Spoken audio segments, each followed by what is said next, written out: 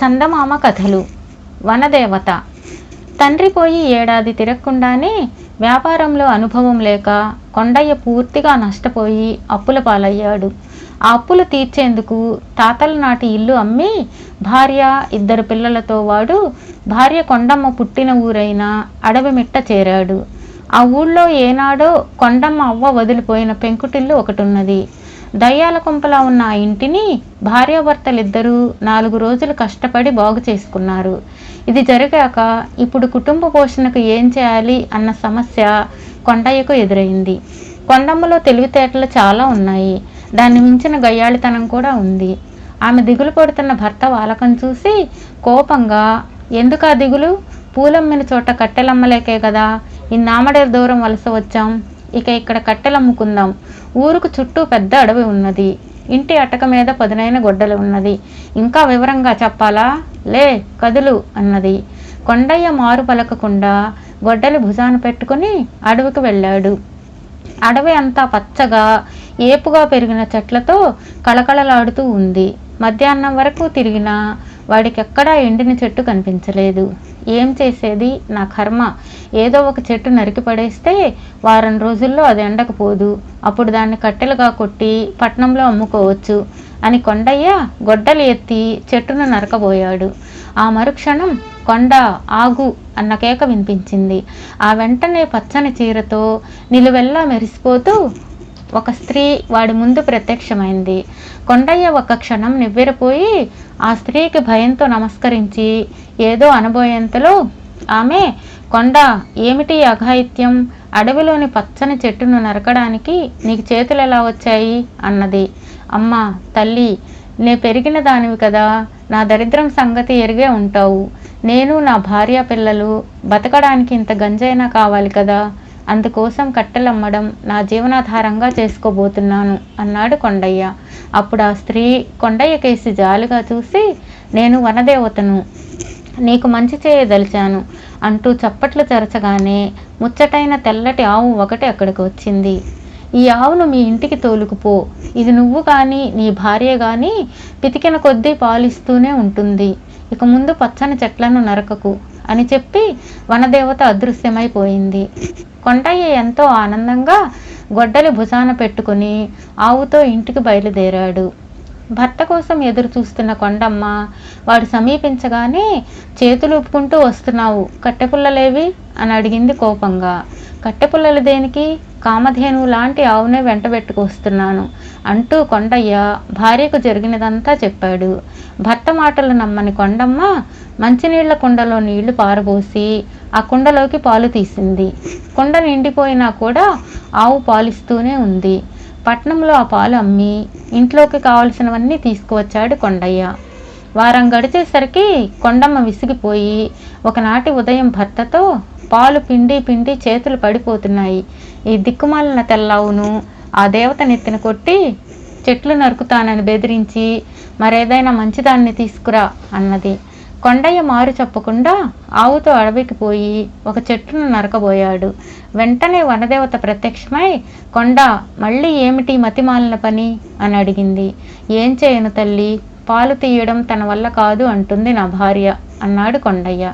వనదేవత ఒక్క క్షణం ఆగి చప్పట్లు చరవగానే తెల్ల ఆవు మాయమై అక్కడ ఒక నల్ల బాతు కనిపించింది. కొండ, ఈ బాతును పట్టుకుపో. నీ భార్య గుడ్డు పెట్టమన్నప్పుడల్లా ఈ బాతు గుడ్లు పెడుతుంది అని చెప్పి దేవత అదృశ్యమైపోయింది.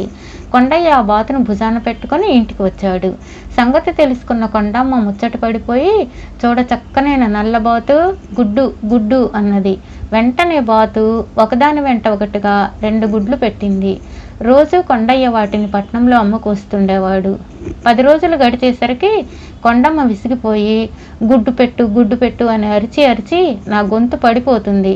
కోయిల లాంటి గొంతు ఇలా బొంగురుపోయిందేమిటమ్మా అని పొరుగిళ్ళ అమ్మలక్కలు ఆశ్చర్యపోతున్నారు.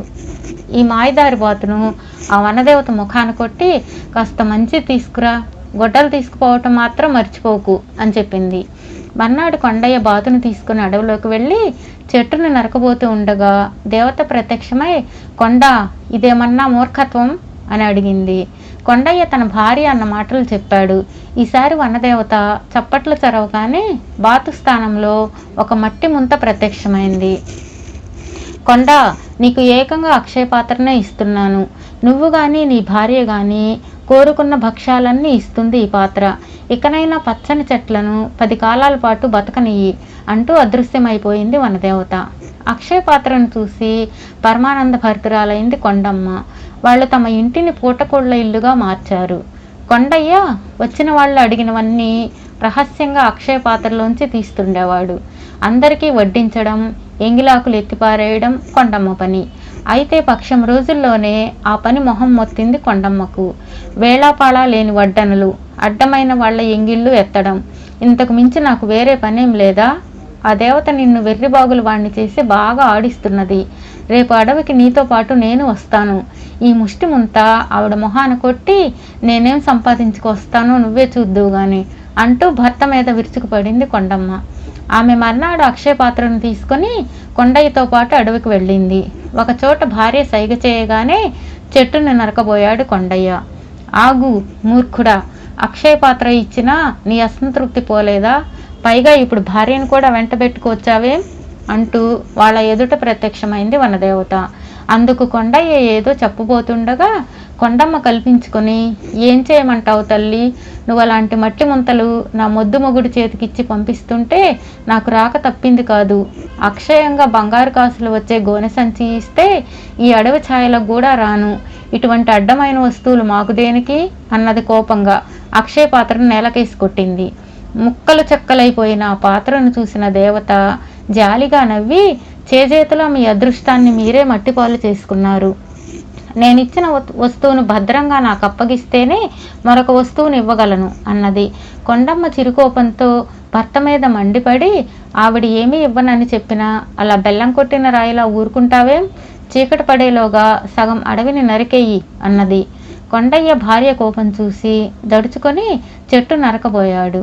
ఈ అడవిలో ఒక చెట్టును కూడా కొండయ్య నరకలేడు అంటూ వనదేవత అదృశ్యమైంది. ఆ మరుక్షణం కొండయ్య చేతిలోంచి గొడ్డల కింద పడిపోయింది. అతడి చేతులు 2 తోటకూర కాడల్లా కిందకు వేలాడిపోయాయి. వాటిల్లో చలనం లేదు. కొండమ్మ నెత్తి నోరు బాదుకొని, మమ్మల్ని క్షమించు తల్లి, ఇంత కఠినంగా శిక్షించడం నీకు తగదు అని కనబడని వనదేవతను వేడుకుంటూ పెద్దగా రోధించింది. ఎక్కడా వనదేవత జాడలేదు. భార్యాభర్తలిద్దరూ ఇంటికి తిరిగొచ్చారు. ఆశచావని కొండమ్మ చాలా కాలం పాటు వనదేవతను పిలుస్తూ అడవి అంతా కలయి తిరుగుతూ ఉండేది. సాయంత్రం ఇంటికి వచ్చేటప్పుడు కుంకుళ్ళు, జిగురు, అడవి పళ్ళు తెచ్చి వాటిని ఊళ్ళో అమ్మేది. కుటుంబం గడవడానికి వేరే ఆధారం లేదు.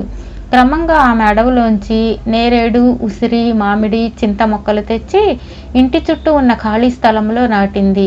వాటితో పాటు కూరగాయల మొక్కలు కూడా పెంచింది. ఇలా 4-5 ఏళ్లు గడిచేసరికి కొండమ్మ పెంచిన మొక్కలు ఏపుగా పెరిగి ఫలసాయాన్ని ఇవ్వసాగాయి. ఒకనాడు బాడుగ బండి నిండా మామిడికాయలు, ఉసిరికాయలు, చింతపండు వేసుకుని పట్టణం తీసుకుపోయి సంతలో అమ్మి ఒక సంచిలో 1000 రూపాయలు వేసుకుని సాయంకాలానికి ఇంటికి తెచ్చింది కొండమ్మ. ఆమె ఆ డబ్బు సంచి భర్తకు చూపిస్తూ, నిజంగా వనదేవత మన కళ్ళు తెరిపించింది. మనిషి జీవనోపాధికి చెట్లను నరకవలసిన పని లేదు. చెట్లను పెంచి ఇంకా ఆనందంగా, తృప్తిగా బ్రతకవచ్చు అనే సత్యం తెలుసుకునేలా చేసిన పుణ్యం వనదేవతదే అన్నది ఎంతో ఆనందంతో. ఆ మాటలతో ఆమెకు పాప పరిహారం జరిగి ఉండాలి. హఠాత్తుగా కొండయ్య చేతులకు చలనం వచ్చింది. చేయి చాచి డబ్బు సంచి అందుకోబోతున్న భర్తను చూసి కొండమ్మ ఆనందం పట్టలేక, ఇది నిస్సందేహంగా వనదేవత చేసిన మేలు అంటూ కనబడిన వనదేవతకు చేతులెత్తి నమస్కరించింది.